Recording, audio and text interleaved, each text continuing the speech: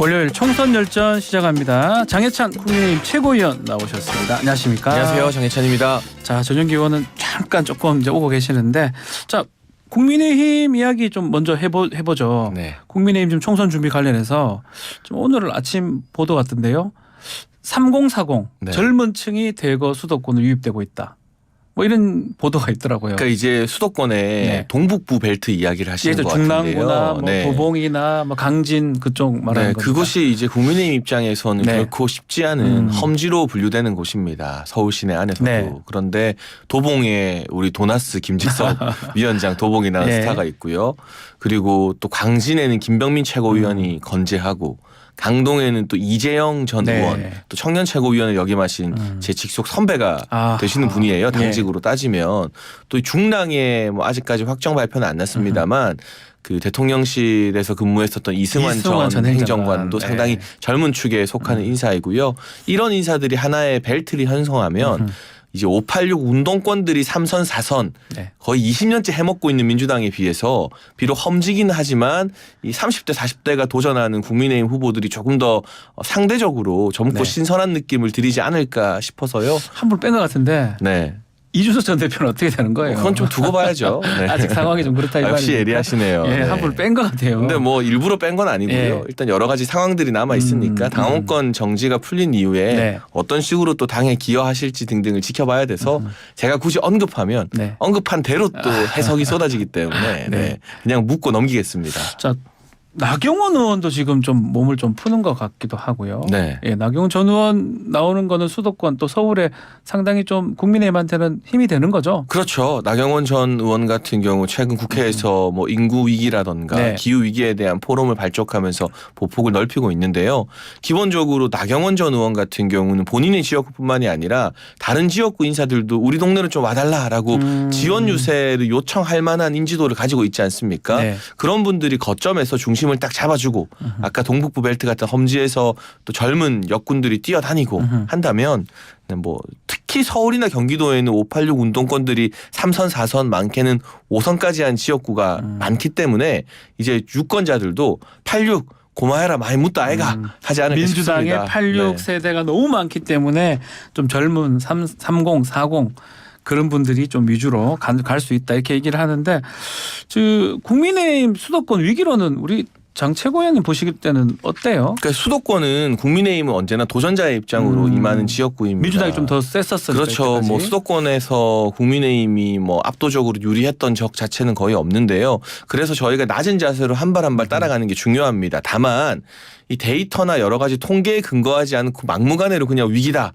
뭐 망한다 이렇게 지나치게 호들갑을 떨면 아까 말한 동북부 벨트의 젊은 위원장들이나 수도권에서 열심히 뛰고 있는 원외 위원장들이 힘이 빠질 수 있어요. 그러니까 저희가 열심히 따라가야 되는 것은 맞지만 이걸 지나치게 부추기고 불난집에 부채질하는 것처럼 막 신나가지고 막 하는 게 정말 당을 위한 것인지 아니면 자기 공천을 위한 것인지 그 진정성은 국민과 당원 여러분께서 판단하실 거라 보고요. 네. 결코 쉽지 않은 선거지만 또 최근에 여론조사를 보면 여러 박빙 구도 속에서 서울이나 인천 같은 경우는 국민의힘이 오히려 높게 나타나는 경우도 꽤 있거든요. 네. 저희가 참신한 인물들을 잘 공천한다면 승산이 있다고 생각합니다. 네. 뭐 수도권 혹시 우리 장 최고위원도 만약에 당에서 부르면 저는 어느 지역이든 가리지 않고요. 진짜입니까? 당이 이제 가라면 가겠다라고 대표님과 사무총장님께서 말씀을 해놨습니다. 그래서 지금도 제가 어느 지역에 점 찍어놓고 활동한다라는 사진이나 뭐 이런 거 전혀 안 올리잖아요. 네네네. 그러니까 최고위원으로서 당의 지지도를 높이는 게 중요한 것이다라는 생각을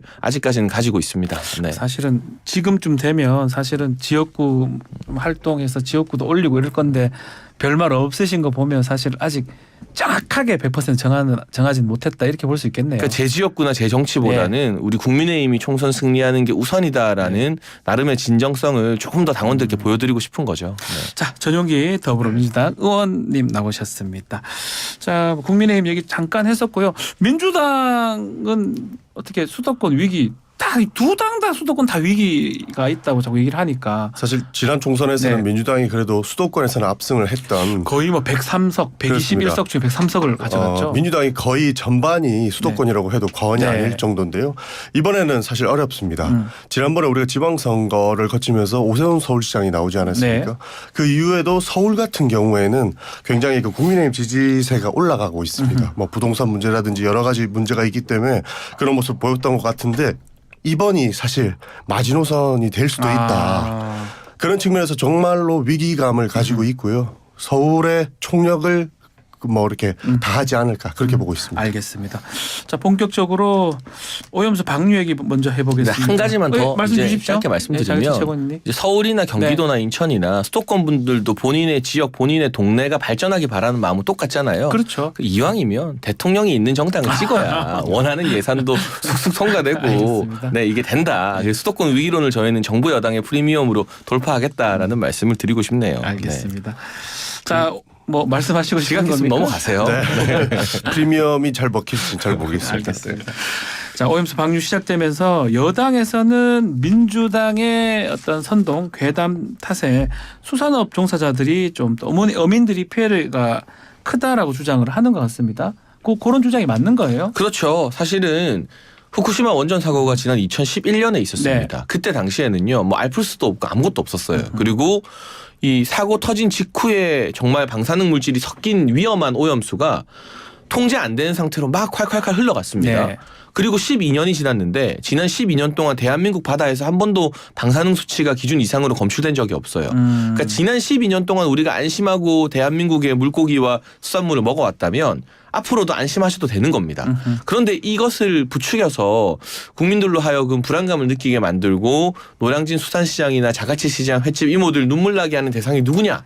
결국 본인의 사법 리스크 덮기 위해서 자극적인 언어로 막 공포감을 자극하는 이재명 대표와 민주당이다라는 말씀을 드리는 것이고요. 네.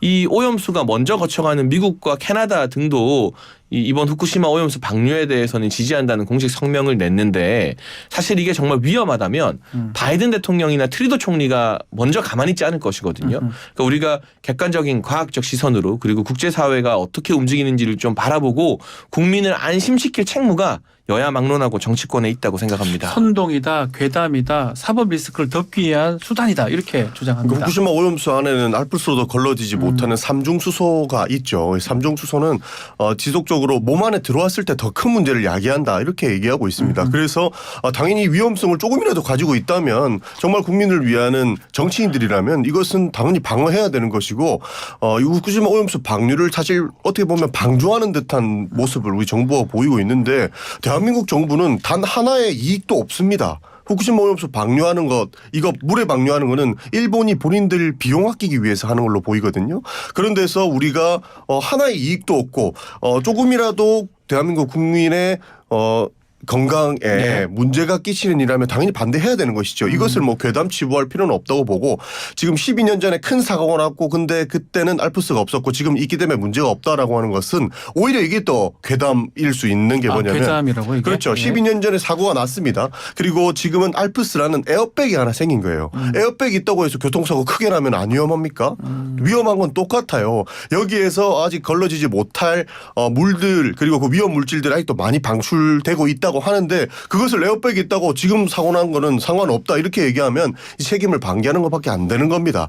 아무리 알프스가 뭐 많은 핵종을 걸러낸다고 하더라도 실제 20년 30년 뒤에 우리 몸에 어떤 영향을 미칠지 아직 모르는 것이고요. 예. 심지어는 30년 동안 계속 방류한다는 거거든요. 지금은 농도가 낮을지언정 이 농도는 계속적으로 올라갈 수 있다는 얘기입니다. 그러면 왜 우리가 일본 얘기를 들어줘야 되죠? 저는 당연히 막아야 된다고 생각합니다. 의원님 네. 지난 12년 동안 회 맛있게 드셨죠? 저랑도 회 먹은 적 있잖아요. 그때 아무 문제 없었으면 지금도 문제 없다라는 말씀을 제가 드리고 싶고요. 혹시 1년에 지난해 한 해 동안 우리나라가 배출한 삼중수소 배출량이 얼마인지 아십니까?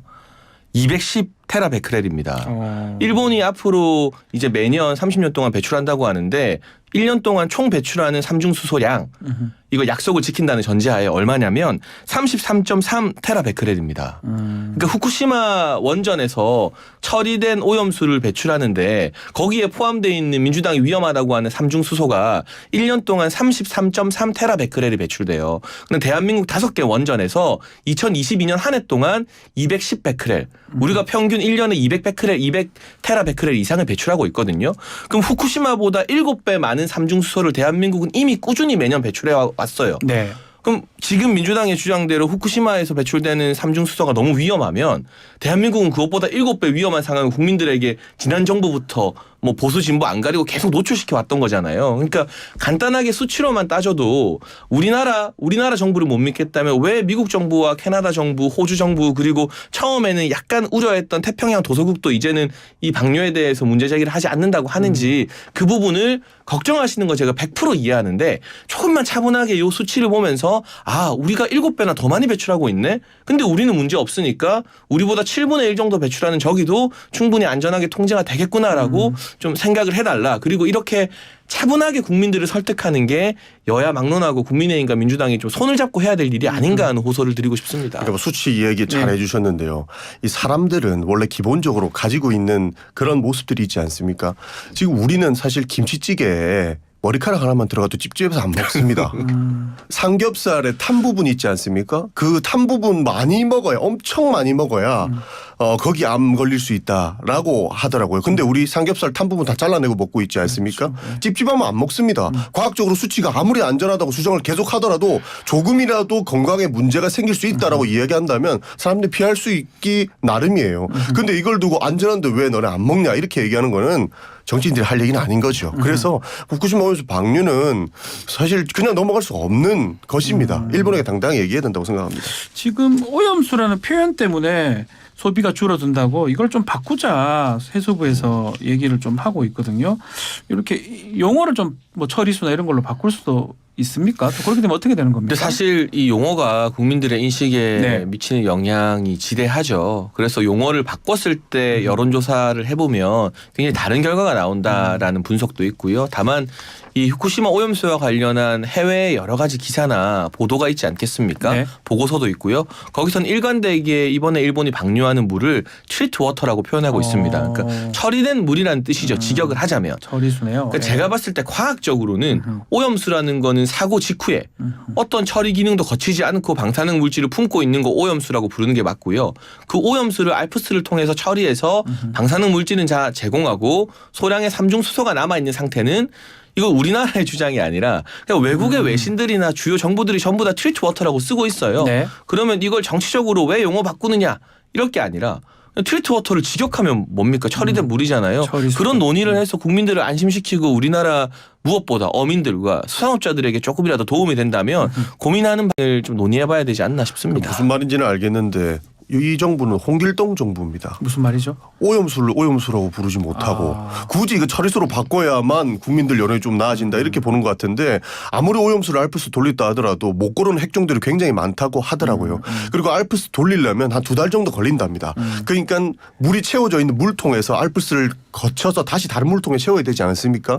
이 시점들이 굉장히 좀 오랜 시간 걸리고 그게 한 2달 정도 걸린다고 언론 보도 나오는데 그래도 아직 오염되어 있는 물입니다. 그거를 명칭을 바꾼다고 해가지고 될 문제는 아니라고 보고 있습니다. 저희가 바꾸는 게 아니라 해외에서 다 그렇게 부르고 있다는 점. 그리고 저희 홍길동 정부 맞습니다. 네. 동해 번쩍 서해 번쩍 열리라는 정부입니다. 네. 아버지를 부르지 못하는. 민생은 뒷전인 민주당과 달리 동해서도 일하고 서해서도 일합니다. 저희는. 네. 자, 우리 이재명 대표 사법 리스크 얘기도 했었는데요. 지금 5번째 소환 시점을 두고 있습니다. 또 검찰하고 신경전이 좀 있는 것 같아요. 장애 최고 어떻게 보고 계십니까? 근데 원래 피의자는요. 검찰이 오랄 때 오고 가랄 때 가면 되는 거예요. 어디 건방지게 피의자가 소환 조사니 뭐 영장 청구니 이걸 자기 입맛대로 하라고 합니까? 약간의 조율은 가능하죠. 네. 예를 들면 나 이번 주 바쁘니까 다음 주에 갈 수 있다는 괜찮은데 검찰이 이번 주 이제 다음 주에 오라는데 아니다 내일 갈 거다라면서 일방적으로 통보하는 건 송영길 전 대표는 하는 일이다. 그러니까 이재명 대표가 모르겠습니다. 누가 더 이 소리 들으면 속상할지 모르겠는데 아무리 망가져도 송영길처럼은 되면 안 된다라는 조언을 좀 드리고 싶고요. 예. 그냥 적법한 절차대로 수사 받을 거 받고 뭐 영장 청구가 오면 이게 획인지 비획인지가 중요한 게 아니라 이미 국회에서 포기하겠다고 약속하셨잖아요. 그럼 회기 중이라 해도 깔끔하게 당론으로 이거 가결시켜라 하면 끝날 문제거든요. 네. 그런데 이 표결 자체가 부담스럽다는 게 오히려 민주당 내부의 정치 논리 때문이고요. 검찰이나 수사기관은 그런 정치적 역학구도를 생각하면 그때부터 정치 검찰이 되는 것이기 때문에 자고우면하지 말고 그냥 원래 시간표대로 수사를 진행하면 된다고 생각합니다. 네. 지난주에 저희가 국회 표결을 통해서 회기 일정도 조정하지 네. 않았습니까? 지금은 그래서 비회기 상태인 거죠. 8월 말까지는. 사실 여기에서 국민의힘 반대하는데 전 이유를 모르겠더라고요. 왜냐하면 우리가 회기 끝내서 나중에 뭐 불체포 특권을 포기하겠다라고 이야기하는 건데 왜 회기 마음대로 조정해가지고 그런 식으로 하려고 하냐. 그러니까 불체포 특권을 포기한다고 해도 뭐라 하고 포기 안 해도 뭐라 하더라고요. 네. 사실 검찰이 저렇게 이해하는 이유는 저희는 이해할 수가 없습니다. 5번째 소환하고 그 일정을 우리가 먼저 나가겠다. 왜 그렇게 얘기하냐라고 하는데 지금 2년 동안 뭐 했습니까? 엄청난 수사 있었고 몇백 번의 압수수색 있지 않았습니까? 근데 지금 갑자기 8월 비회기 중에 영장 청구하는데 그걸 안 하고 굳이 9월 달에 하겠다고 해요. 그리고 불체포 특권 널어놓기 위해서 회기까지 조정해줬지 않습니까? 그럼 지금 뭐 합니까? 검찰에서 그렇게 당당하면 이걸 너무 정치 논법에 의해서 시기를 조정하지 말고 빠르게 이 문제 진실을 밝히자 이겁니다. 네. 빨리 하고 싶은데 재판을 지연시키는 게 또 민주당이어가지고 이화영 전 부지사 재판 같은 경우에. 그 얘기도 네. 좀 해보죠. 지금 검찰에서 박찬대 의원이나 뭐 천준호 의원 또 현건택 변호사까지 이른바 사법 방해로 해서 조사를 하고 있는데 어떻게 말씀 주실 수 있을까요? 그러니까 사실은 유례 없는 일이죠. 네. 재판을 지연시키기 위해서 지금 민주당의 주요 정치인들 또 최고위원까지 하는 지도부가 이 피의자이자 재판 받고 있는 당사자 배우자와 통화도 하고 그 지인과 당협위원장 대리인도 만나고 하는 것 자체가 굉장히 부적절하기 때문에 조심했어야 되는 일이라 생각하고요. 네. 지금 친명계의 좌장인 정성호 의원 같은 경우도 과거 정진상 전 실장 구속돼 있을 때 특별면회에서 좀 부적절한 발언하셨다가 본인 스스로 사과한 바가 있거든요. 근데 하나도 개선된 게 없다. 그래서 결국 민주당이 검찰의 영장 청구 시기를 비판하려면 재판 진행에 방해를 안 해야 되는데 결정적인 쌍방울 재판을 이렇게 한 달 넘게 공전하도록 질질 끌어버리고 한쪽에서는 영장 왜 빨리 안 치냐 하는 것은 어느 장단에 춤추라는 건지 모를 일이거든요. 그러니까 지금이라도 그냥 재판은 재판대로 맡겨 놓으시고요. 뭐 이거 재판부 같은 경우는 다 김명수 대법원 체제에서 선임된 재판장들이 하는 거잖아요. 절차를 좀 차분하게 지켜보자라는 말씀을 드리고 싶네요. 그러니까 예. 재판은 사실과 증거를 근거해서 검찰이 사실관계를 밝히는 그런 게 재판 아니겠습니까? 그런데 지금 상황들을 보면 사법방해라고 많은 의원들까지 이제 다시 수사를 하고 있어요. 네. 이런 모습들을 보면 우리가 이재명 빨리 잡아 넣어야 되는데 저 사람들이 괜히 딴지거니까 우리 마음대로 안 되네. 그러니까 너네까지 한번 수사 한번 당해봐. 이런 심보라고 저는 보여집니다. 네. 사실 근거와 증거 사실관계만 그대로 놓고 재판을 이끌어가면 되는 것이지 누가 옆에서 개입한다고 해서 바뀔 재판이었으면 그게 올바른 재판이 됐겠습니까? 애초에 본인들은 다 준비가 됐을 거라고 보고 이미 증거와 사실들을 다 수집해냈을 거라고 보니까 그대로만 진행하면 된다고 합니다. 이거를 옆에서 사법방해니 운운할 필요가 없습니다. 사실 검찰이 입법방해가 제일 심하지 않습니까? 입법방해요. 네.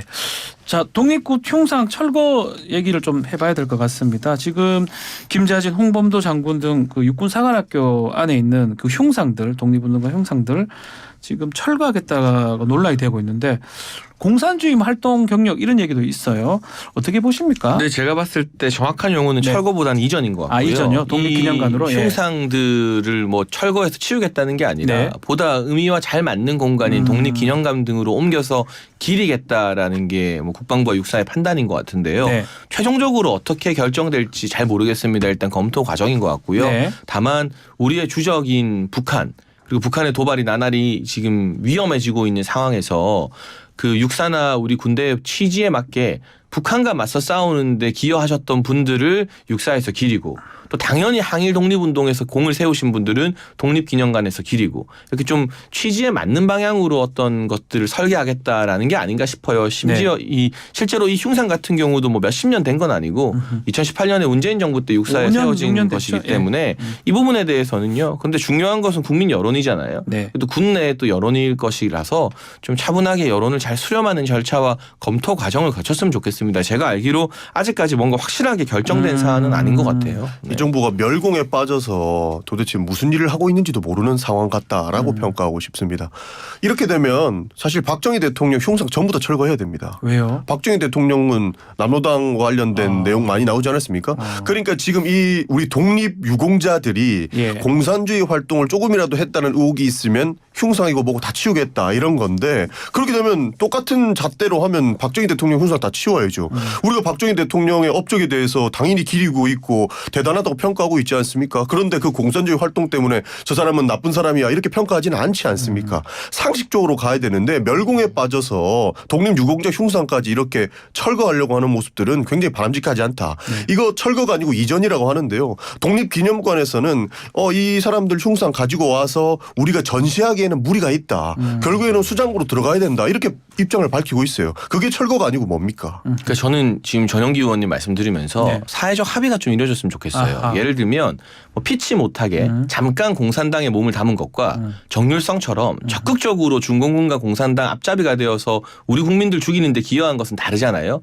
그러니까 뭐 저의 개인적 생각입니다만 홍범도 장군 동상은 그대로 놔두고 정률성 역사공원은 폐지하고 지금 광주에서 하고 이런 있네요. 쪽으로 네. 좀 사회적으로 어느 정도 역사적 기준에 대한 합의와 타협이 이루어지면 좋겠다는 생각이 드네요. 자 그러면 지금 혹시 백선엽 장군 흉상 설치를 검토한다 육사에 이런 얘기가 있는데 이게 사실이라면 이건 어떻게 봐야 됩니까? 그러니까 저는 뭐 기존에 있는 예. 흉상들 이전 문제와는 무관하게 예. 뭐 흉상을 추가할 수 있다면 백선엽 장군을 기리는 것은 당연한 일이라고 해야 생각을 합니다. 된다. 무엇보다 지금 자유민주주의의 대한민국을 지키는데 가장 큰 기여를 한 인물이 한국전쟁에서의 백선엽 장군이기 때문에 그분에 대해서는 뭐 또 다른 이견의 여지가 없지 않나. 여기에 대해서 시시비비를 따지는 것 자체가 자유민주주의 체제를 좀 부정하는 것과 비슷한 맥락이지 않나 하는 생각을 갖고 있습니다. 독립유공자들한테 그렇게 깐깐한데 친일파들한테는 왜 이렇게 관대한지 모르겠어요.